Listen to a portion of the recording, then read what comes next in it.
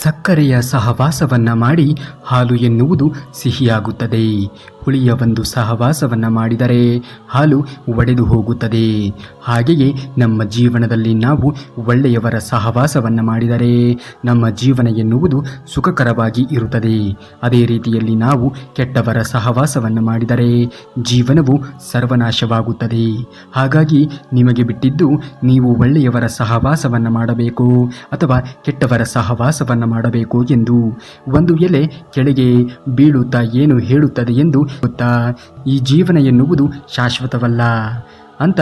ಒಂದು ಹೂವು ಅರಳುತ್ತಾ ಹೇಳುತ್ತದೆ, ಬದುಕುವ ಒಂದು ದಿನವಾದರೂ ಕೂಡ ಗೌರವಿತವಾಗಿ ಜೀವಿಸು ಅಂತ. ಒಂದು ಮರ ತಣ್ಣಗೆ ಹೇಳುತ್ತದೆ, ತಾನು ಕಷ್ಟದಲ್ಲಿ ಇದ್ದರೂ ಕೂಡ ಇತರರಿಗೆ ನೆರಳನ್ನ ಕೊಡು ಅಂತ. ಒಂದು ಹೃದಯ ನಗುನಗುತ್ತಾ ಹೇಳುತ್ತದೆ, ಎಲ್ಲರ ಹೃದಯದಲ್ಲಿ ಒಳ್ಳೆಯ ಸ್ಥಾನವನ್ನು ಸಂಪಾದಿಸು ಅಂತ. ಅದೇ ರೀತಿ ಒಳ್ಳೆಯ ಸಹಾಯಕ್ಕಾಗಿ ನೀನು ಕಾಯುತ್ತಾ ಕೂರಬೇಡ. ಸುಮ್ಮನೆ ಕಾಲಹರಣವನ್ನು ಮಾಡಿ ಬದುಕನ್ನು ಹಾಳು ಮಾಡಿಕೊಳ್ಳಬೇಡ. ಚುಚ್ಚಿ ಮಾತನಾಡಿ ನಿನ್ನ ಮನಸ್ಸನ್ನ ನೋಯಿಸುವವರಿಗೆ ನಿನ್ನ ಮೌನವೇ ಉತ್ತರವಾಗಬೇಕು. ಗಂಡಿನಲ್ಲಿ ಸಂಪತ್ತು, ಹೆಣ್ಣಿನಲ್ಲಿ ಸೌಂದರ್ಯ ಇರುವಷ್ಟು ದಿನ ಜಗತ್ತು ಅವರ ಹಿಂದೆಯೇ ಇರುತ್ತದೆ. ಇವೆರಡು ಅಳಿದ ನಂತರ ಅವರಷ್ಟೇ ಅವರ ಜೊತೆ ಉಳಿಯುತ್ತಾರೆ. ಅರ್ಥಾತ್ ಇಲ್ಲಿ ಯಾವುದೂ ಕೂಡ ಶಾಶ್ವತವಲ್ಲ.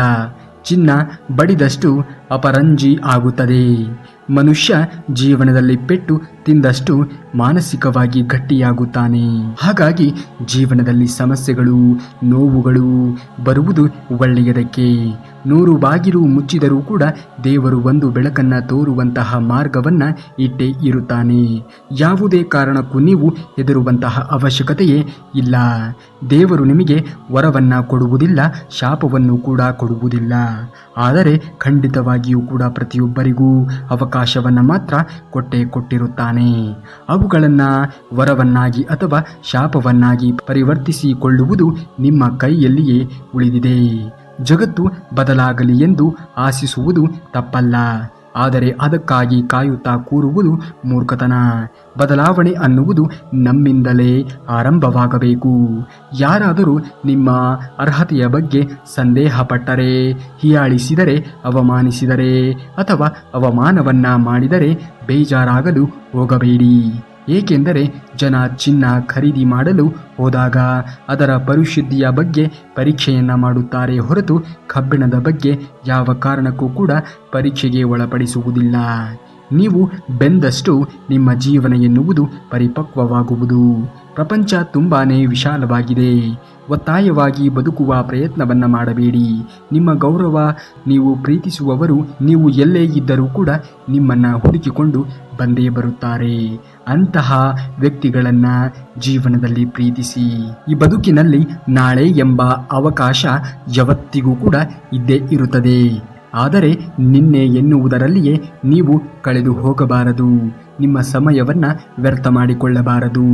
ಅಷ್ಟೇ, ಈ ಜೀವನದ ಪ್ರತಿ ಕ್ಷಣವನ್ನು ನೀವು ಅನುಭವಿಸಬೇಕು.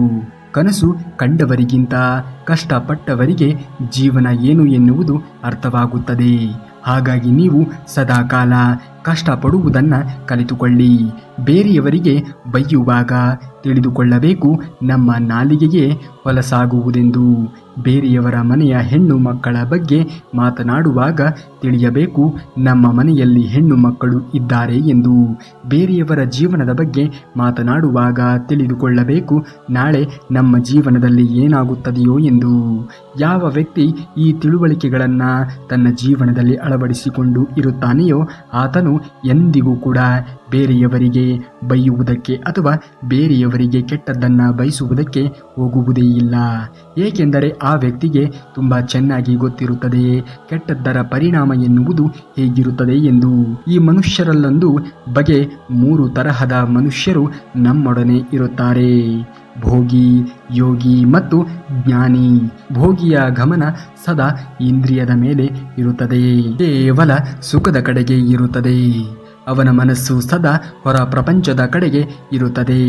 ಅವನು ಪ್ರಪಂಚದಿಂದ ಎಷ್ಟು ಸಾಧ್ಯವೋ ಅಷ್ಟು ದೋಚಿಕೊಳ್ಳಲು ಪ್ರಯತ್ನವನ್ನು ಮಾಡುತ್ತಾನೆ. ಅವನಿಗೆ ಪ್ರಪಂಚವೇ ಸತ್ಯವಾಗಿರುತ್ತದೆ. ಆದರೆ ಆತ ತನ್ನೊಳಗೆ ತಾನು ಇಳಿಕಿ ನೋಡಲು ಹೋಗುವುದೇ ಇಲ್ಲ.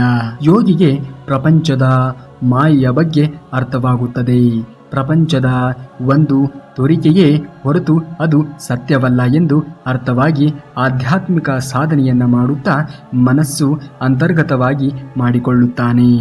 ಇನ್ನು ಮೂರನೆಯವನು ಜ್ಞಾನಿ. ಅವನು ಜ್ಞಾನೋದಯವನ್ನ ಈಗಾಗಲೇ ಪಡೆದಿರುವನು. ಅವನು ಅಂತರಾತ್ಮವನ್ನ ಅರಿತಿರುವನು. ಅವನು ಪ್ರಪಂಚದ ಮಾಯೆಯನ್ನ ಕೈ ಬಿಟ್ಟಿರುತ್ತಾನೆ. ಅವನಿಗೆ ಅಂತರಾತ್ಮದ ಪ್ರಪಂಚವೇ ಸತ್ಯ.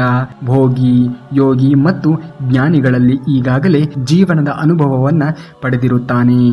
ಮಾತುಗಳನ್ನ ಕೇಳುವಾಗ ನೀವು ಸಾಧ್ಯವಾದಷ್ಟು ಮೌನವಾಗಿ ಇರುವುದಕ್ಕೆ ಪ್ರಯತ್ನಿಸಿ.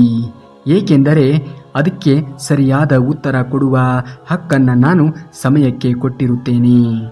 ಆ ಸಮಯ ಬರುವವರೆಗೂ ನೀವು ತಾಳ್ಮೆಯಿಂದ ಕಾಯಲೇಬೇಕು. ಅಹಂಕಾರ ಅನ್ನುವುದು ಯಾವಾಗಲೂ ಕಾಲಿನ ಕೆಳಗೆಯೇ ಇರಬೇಕು.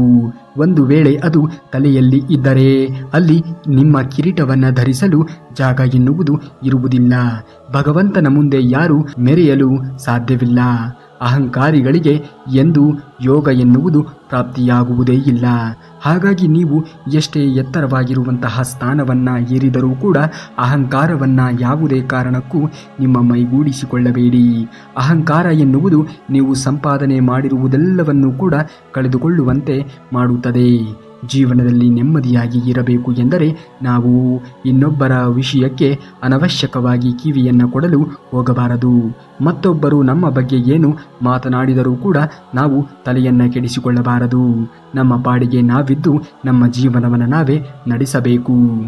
ಎಲ್ಲಿಯವರೆಗೂ ಎಲ್ಲವನ್ನ ಸಹಿಸಿಕೊಂಡು ಸುಮ್ಮನೆ ಇರುತ್ತೇವೆಯೋ ಅಲ್ಲಿಯವರೆಗೂ ನಾವು ಇಲ್ಲಿ ಎಲ್ಲರಿಗೂ ಒಳ್ಳೆಯವರಾಗಿಯೇ ಇರುತ್ತೇವೆ. ಆದರೆ ಒಂದು ವೇಳೆ ನಾವು ಅನುಭವಿಸಿದ ನೋವುಗಳನ್ನು, ಅನ್ಯಾಯವನ್ನು ಬಾಯಿ ಬಿಟ್ಟರೆ, ಎಲ್ಲರೊಂದಿಗೂ ಕೂಡ ನಾವು ಹೇಳಿಕೊಂಡರೆ ಆಗ ಎಲ್ಲರಿಗೂ ಕೂಡ ನಾವು ಕೆಟ್ಟವರಾಗಿ ಪ್ರತಿಬಿಂಬಿತರಾಗುತ್ತೇವೆ. ನಮಗೆ ಬೆಲೆ ಇಲ್ಲದ ಸ್ಥಳದಲ್ಲಿ ಕೋಟಿ ಹಣವಿದ್ದರೂ ಕೂಡ ನಾವು ಹೋಗಬಾರದು. ಆದರೆ ನಮಗೆ ಬೆಲೆಯನ್ನು ಕೊಡುವಂತಹ ಮನೆ ಗುಡಿಸಲೇ ಆಗಲಿ ಅಲ್ಲಿ ನಾವು ಯಾವಾಗ ಬೇಕಾದರೂ ಕೂಡ ಹೋಗಬಹುದು. ಏಕೆಂದರೆ ಅಲ್ಲಿ ನಮಗೆ ಬೆಲೆ ಇರುತ್ತದೆ. ನಮ್ಮ ಬಳಿ ಇರುವಂತಹ ಸಂಪತ್ತಿಗೆ ಅಥವಾ ಪರಿಸ್ಥಿತಿಗೆ ಅಲ್ಲವೇ ಅಲ್ಲ. ಹಾಗಾಗಿ ನಾವು ಯಾವುದೇ ವ್ಯಕ್ತಿಯನ್ನ ಹಣದಿಂದ ಅಳೆಯಲು ಹೋಗಬಾರದು, ಮನಸ್ಸಿನಿಂದ ಅಳೆಯಬೇಕು. ಈಜುವ ಮನಸ್ಸಿದ್ದರೆ ಜ್ಞಾನ ಸಾಗರದಲ್ಲಿ ಈಜಿರಿ. ನಡೆಯುವ ಮನಸ್ಸು ಇದ್ದರೆ ಸನ್ಮಾರ್ಗದಲ್ಲಿ ನಡೆಯಬೇಕು. ಮಾತನಾಡುವುದಿದ್ದರೆ ಸತ್ಯವನ್ನೇ ಮಾತನಾಡಬೇಕು. ನಿಮ್ಮನ್ನ ಜೀವನದಲ್ಲಿ ಅರ್ಥ ಮಾಡಿಕೊಳ್ಳದೆ ಇರುವಂತಹ ವ್ಯಕ್ತಿಗಳ ಬಳಿಯಲ್ಲಿ ನೀವು ಎಷ್ಟೇ ಮನಸ್ಸನ್ನ ಬಿಚ್ಚಿ ಅರಚಿಕೊಂಡರೂ ಕೂಡ ಅದು ಯಾವುದೇ ರೀತಿಯ ಪ್ರಯೋಜನವೂ ಆಗುವುದಿಲ್ಲ. ಏಕೆಂದರೆ ಮತ್ತೊಬ್ಬರಿಗಾಗಿ ನಿಮ್ಮನ್ನ ಕಡೆಗಣಿಸಿದವರು ನಿಮ್ಮವರಾಗಲು ಹೇಗೆ ತಾನೇ ಸಾಧ್ಯ? ಆದರೆ ನಿಮ್ಮೆದುರಿಗೆ ನಿಮ್ಮವರಂತೆ ನಟಿಸುತ್ತಾರೆ. ಆಗಲೇ ಅದನ್ನು ತಿಳಿಯಿರಿ, ಅದು ಕೇವಲ ಬೂಟಾಟಿಕೆಯ ಪ್ರೀತಿ ಎಂದು. ಅಂಥವರನ್ನ ಸಾಧ್ಯವಾದಷ್ಟು ದೂರವೇ ತಳ್ಳಿರಿ. ಜೀವನದ ಪ್ರತಿಯೊಂದು ಹಂತದಲ್ಲಿ ನಾವು ಎದುರಿಸುವಂತಹ ಸವಾಲುಗಳು, ಅನಿಶ್ಚಿತತೆಗಳು ಮತ್ತು ಭಯಗಳು ನಮ್ಮ ಮನಸ್ಸನ್ನು ಕಾಡುತ್ತವೆ. ಕೆಲವೊಮ್ಮೆ ಈ ಸಂದಿಗ್ಧತೆಗಳು ನಮ್ಮನ್ನ ದಿಕ್ಕು ತೋಚದಂತೆ ಮಾಡಿ ನಿರಾಶೆಗೆ ಒಳಪಡಿಸಬಹುದು. ಶ್ರೀಕೃಷ್ಣನು ಭಗವದ್ಗೀತೆಯಲ್ಲಿ ನೀಡಿರುವಂತಹ ಅಮೂಲ್ಯವಾಗಿರುವಂತಹ ಉಪದೇಶಗಳು ನಮಗೆ ಬೆಳಕಿನ ದಾರಿಯನ್ನು ತೋರಿಸುತ್ತವೆ. ಹಾಗಾಗಿ ಕೃಷ್ಣ ಪರಮಾತ್ಮನು ಭಗವದ್ಗೀತೆಯಲ್ಲಿ ನೀಡಿರುವಂತಹ ಅಮೂಲ್ಯವಾಗಿರುವಂತಹ ಉಪದೇಶಗಳನ್ನು ನಾವು ಜೀವನದಲ್ಲಿ ಪಾಲಿಸಬೇಕು. ಶ್ರೀಕೃಷ್ಣನು ಹೇಳುತ್ತಾನೆ, ನಿನಗೆ ಕೆಲಸ ಮಾಡುವಂತಹ ಹಕ್ಕು ಮಾತ್ರ ಇದೆ, ಫಲದ ಬಗ್ಗೆ ಹಕ್ಕಿಲ್ಲ ಎಂದು. ಹಾಗಾಗಿ ಫಲದ ಬಗ್ಗೆ ಯಾವುದೇ ಕಾರಣಕ್ಕೂ ಕೂಡ ಯೋಚನೆಯನ್ನು ಮಾಡುವುದಾಗಲಿ ಅಥವಾ ಅದರ ಬಗ್ಗೆ ನಿರೀಕ್ಷೆಗಳನ್ನು ಇಟ್ಟುಕೊಳ್ಳುವುದಾಗಲಿ ನೀವು ಮಾಡಲೇಬಾರದು. ನೀವು ಮಾಡಬೇಕಾಗಿರುವುದು ಅಷ್ಟೇ, ನೀವು ಯಾವುದೇ ಒಂದು ಕೆಲಸವನ್ನು ಮಾಡಿದರೂ ಕೂಡ ಅದರಲ್ಲಿ ನಿರಂತರವಾಗಿರುವಂತಹ ಪರಿಶ್ರಮ, ನಿರಂತರವಾಗಿರುವಂತಹ ಕಾಳಜಿ, ನಿರಂತರವಾಗಿರುವಂತಹ ಏಕಾಗ್ರತೆಯನ್ನು ಇಟ್ಟುಕೊಂಡು ಕೆಲಸವನ್ನು ಮಾಡಿದಾಗ ಮಾತ್ರ ನೀವು ಅಂದುಕೊಂಡಿರುವಂತಹ ಕೆಲಸದಲ್ಲಿ ಯಶಸ್ಸನ್ನು ಕಾಣಲು ಸಾಧ್ಯವಾದೀತು. ಅದನ್ನು ಯಾವಾಗ ಕರುಣಿಸಬೇಕು, ನಿನ್ನ ಪರಿಶ್ರಮಕ್ಕೆ ಯಾವಾಗ ಫಲವನ್ನು ಕೊಡಬೇಕು ಎನ್ನುವುದು ಶ್ರೀಕೃಷ್ಣ ಪರಮಾತ್ಮನಿಗೆ ತುಂಬಾ ಚೆನ್ನಾಗಿಯೇ ಗೊತ್ತಿದೆ. ನಾವು ಯಾವುದೇ ಒಂದು ಕಾರ್ಯವನ್ನ ಫಲದ ಆಸೆಯನ್ನು ಇಟ್ಟುಕೊಂಡು ಮಾಡಿದಾಗ ಅದು ಚಿಂತೆ, ಭಯ ಮತ್ತು ನಿರಾಶೆಗೆ ಕಾರಣವಾಗುತ್ತವೆ. ಏಕೆಂದರೆ ಆ ಒಂದು ಕಾರ್ಯ ಈಡೇರದೆ ಇದ್ದಾಗ ನಾವು ಇದೆಲ್ಲವನ್ನು ಕೂಡ ಅನುಭವಿಸಬೇಕಾಗುತ್ತದೆ. ಹಾಗಾಗಿ ನಾವು ಯಾವುದೇ ರೀತಿಯ ಒಂದು ನಿರೀಕ್ಷೆಗಳನ್ನು ಇಟ್ಟುಕೊಳ್ಳದೆ ಇದ್ದಾಗ ಅದು ಸಫಲವಾದರೆ ನಿಮಗೆ ಒಳ್ಳೆಯದು, ವಿಫಲವಾದರೆ ಅದರಿಂದ ನೀವು ಏನನ್ನು ಕೂಡ ಕಳೆದುಕೊಳ್ಳುವುದಿಲ್ಲ ಎನ್ನುವಂತಹ ಧೈರ್ಯವನ್ನು ಇಟ್ಟುಕೊಂಡು ಜೀವನವನ್ನು ಮಾಡಬೇಕು. ಆದರೆ ಒಂದನ್ನು ತುಂಬಾ ಚೆನ್ನಾಗಿ ನೆನಪಿನಲ್ಲಿ ಇಟ್ಟುಕೊಳ್ಳಿ, ಯಾರು ತಮ್ಮ ಕರ್ತವ್ಯವನ್ನು ಪೂರ್ಣ ಮನಸ್ಥಿತಿಯಿಂದ ಈಡೇರಿಸುತ್ತಾರೆಯೋ ಅವರಿಗೆ ಖಂಡಿತವಾಗಿಯೂ ಕೂಡ ದೇವರು ಒಳ್ಳೆಯ ಒಂದು ಸ್ಥಾನಕ್ಕೆ ಕೊಂಡೊಯ್ಯುತ್ತಾನೆ. ನಾವು ಒಂದು ಉದಾಹರಣೆಯಾಗಿ ಹೇಳುವುದಾದರೆ, ವಿದ್ಯಾರ್ಥಿಯಾಗಿ ನೀವು ಶ್ರದ್ಧೆಯಿಂದ ಓದಿದಾಗ ಮಾತ್ರ ಫಲಿತಾಂಶದ ಬಗ್ಗೆ ಅತಿಯಾಗಿ ನೀವು ಚಿಂತೆಗೆ ಒಳಗಾಗಬಾರದು. ಈ ತತ್ವದ ಸಾರ ಇದೇ ಆಗಿದೆ. ಕರ್ಮದಲ್ಲಿ ನಿಜವಾದಂತಹ ನಿಪುಣತೆಯೇ ನಿಜವಾದ ಯೋಗ. ಇದರರ್ಥ ಪ್ರತಿ ಕಾರ್ಯವನ್ನ ಕೌಶಲ್ಯದಿಂದ ಮತ್ತು ಸಮತೋಲನದಿಂದ ಮಾಡುವುದು. ಆಗ ಮಾತ್ರ ನಾವು ಮಾಡುತ್ತಿರುವಂತಹ ಕಾರ್ಯದಲ್ಲಿ ಸುಖವನ್ನಾಗಲಿ ಸಂತೋಷವನ್ನಾಗಲಿ ಕಾಣಲು ಸಾಧ್ಯವಾದೀತು. ಜೀವನದಲ್ಲಿ ಸುಖ ದುಃಖ ಯಶಸ್ಸು ವೈಫಲ್ಯ ಸಮಭಾವದಿಂದ ನಾವು ಸ್ವೀಕರಿಸುವುದನ್ನು ಕಲಿತುಕೊಳ್ಳಬೇಕು. ಮನುಷ್ಯ ಸೋಲಿನಲ್ಲಿ ಇದ್ದಾಗ ಯಾವುದೇ ಕಾರಣಕ್ಕೂ ಕೂಡ ಕುಗ್ಗಲು ಹೋಗಬಾರದು. ಅದೇ ಯಶಸ್ಸಿನ ದಾರಿಯಲ್ಲಿ ಇದ್ದಾಗ ಯಾವುದೇ ಕಾರಣಕ್ಕೂ ಕೂಡ ಹಿಗ್ಗಲು ಹೋಗಬಾರದು. ಜೀವನ ಕೇವಲ ಸುಖದಿಂದ ಕೂಡಿರಬೇಕು ಎಂದುಕೊಂಡರೆ ಅದು ಅಸಾಧ್ಯ. ಹಾಗಾಗಿ ಆಗಾಗ ನೋವುಗಳು ಬರುವುದು, ಆಗಾಗ ಸಂಕಟಗಳು ಬರುವುದು, ಆಗಾಗ ಸಮಸ್ಯೆಗಳು ಕೂಡ ಬರುವುದು. ಇವೆಲ್ಲವನ್ನು ಕೂಡ ನೀನು ಎದುರಿಸಿದಾಗ ಮಾತ್ರ ನಿನ್ನ ಜೀವನವನ್ನು ನೀನು ಗಟ್ಟಿಯಾಗಿ ಕಟ್ಟಿಕೊಳ್ಳಲು ಸಾಧ್ಯವಾದೀತು. ನಾನು ಪ್ರಯತ್ನಿಸುವಂತಹ ಪ್ರತಿಯೊಂದು ಕೆಲಸದಲ್ಲಿಯೂ ಕೂಡ ಯಶಸ್ಸನ್ನು ಹೊಂದಬೇಕು ಎಂದುಕೊಂಡರೆ ಅದು ಸಾಧ್ಯವಿಲ್ಲ. ಒಮ್ಮೆ ಅದು ವಿಫಲವೂ ಆಗಬಹುದು, ಇನ್ನೊಮ್ಮೆ ಅದು ಯಶಸ್ವಿ ಕೂಡ ಆಗಬಹುದು. ಹಾಗೆಂದ ಮಾತ್ರಕ್ಕೆ ಜೀವನ ಕೇವಲ ದುಃಖ ಹಾಗೂ ವಿಫಲತೆಗಳಿಂದ ಕೂಡಿರುವುದಿಲ್ಲ. ನೀವು ಎಲ್ಲವನ್ನ ಹೇಗೆ ಸ್ವೀಕರಿಸುತ್ತೀರಾ ಎನ್ನುವುದರ ಮೇಲೆ ಅದು ನಿಂತಿರುತ್ತದೆ. ನಮ್ಮ ವರ್ತಮಾನವನ್ನು ನಾವು ನಿರ್ಧರಿಸಬಹುದು, ನಮ್ಮ ಭವಿಷ್ಯವನ್ನು ಯಾವುದೇ ಕಾರಣಕ್ಕೂ ನಾವು ನಿರ್ಧರಿಸಲು ಸಾಧ್ಯವೇ ಇಲ್ಲ. ಈಗಿನ ವರ್ತಮಾನವನ್ನು ನೀವು ಸರಿಯಾದ ರೀತಿಯಲ್ಲಿ ಸದುಪಯೋಗ ಮಾಡಿಕೊಂಡಾಗ ಮಾತ್ರ ಮುಂದೆ ಬರುವಂತಹ ಕಾಲದಲ್ಲಿ ನೀವು ಸಂತೋಷವನ್ನು ಕಾಣಲು ಸಾಧ್ಯವಾದೀತು.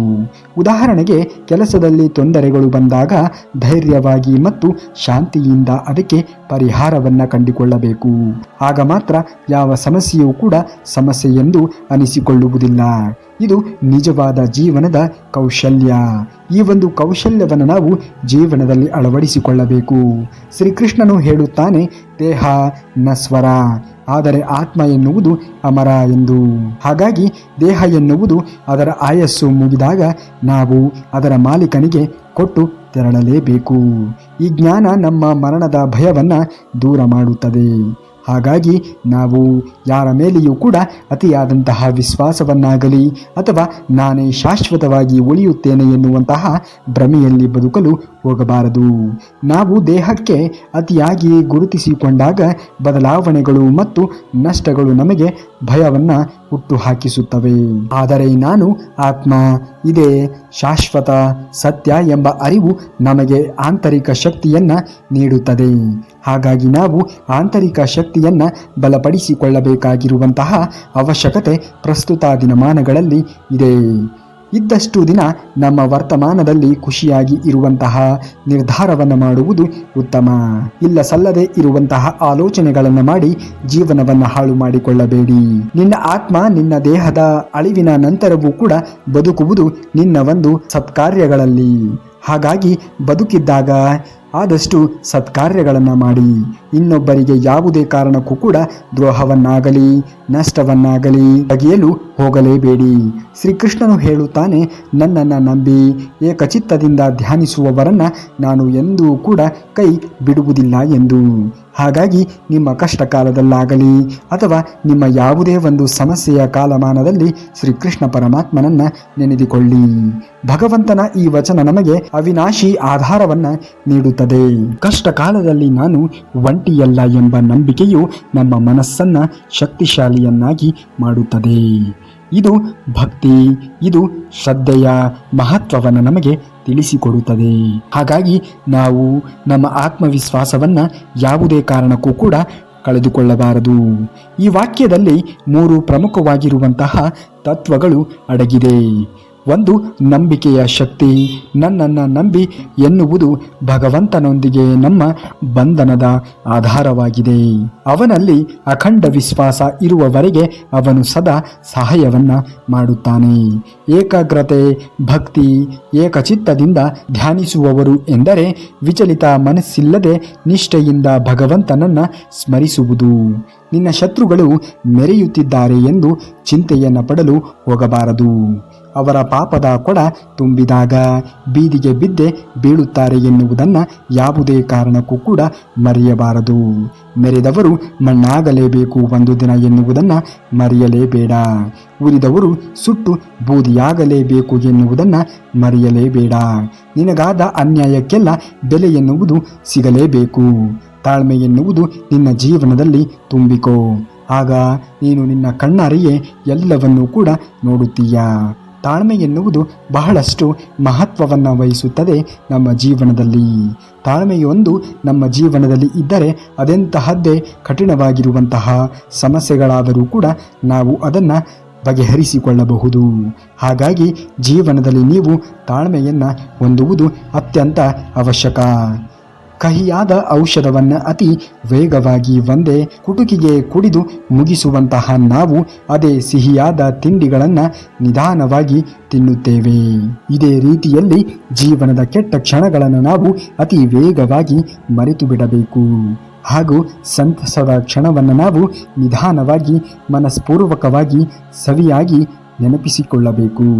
ಹಾಗೆಯೇ ನಾವು ಕೆಟ್ಟ ಘಟನೆಗಳನ್ನು ಮರೆತುಕೊಂಡಾಗ ಮಾತ್ರ ಜೀವನ ಎನ್ನುವುದು ಮುಂದೆ ಸುಖಕರವಾಗಿ ಇರಲು ಸಾಧ್ಯವಾಗುವುದು. ನೀವೇನಾದರೂ ಶ್ರೀಕೃಷ್ಣ ಪರಮಾತ್ಮನ ಭಕ್ತರಾಗಿದ್ದರೆ ಈ ಕೂಡಲೇ ಈ ವಿಡಿಯೋಗೆ ಒಂದು ಲೈಕನ್ನು ಮಾಡಿ ಹಾಗೂ ಜೈ ಶ್ರೀಕೃಷ್ಣ ಪರಮಾತ್ಮ ಎಂದು ಕಾಮೆಂಟನ್ನು ಮಾಡಿ. ಪ್ರತಿದಿನವೂ ಕೂಡ ಕೃಷ್ಣನ ವಚನಾಮೃತವನ್ನು ಕೇಳಲು ತಪ್ಪದೇ ನಮ್ಮ ಚಾನಲ್ನ ಸಬ್ಸ್ಕ್ರೈಬ್ ಮಾಡಿಕೊಳ್ಳಿ. ಹಾಗೂ ಮುಂದಿನ ವಿಡಿಯೋದಲ್ಲಿ ಸಿಗುವವರೆಗೂ ಧನ್ಯವಾದ. ಕರುನಾಡಿಗೆ.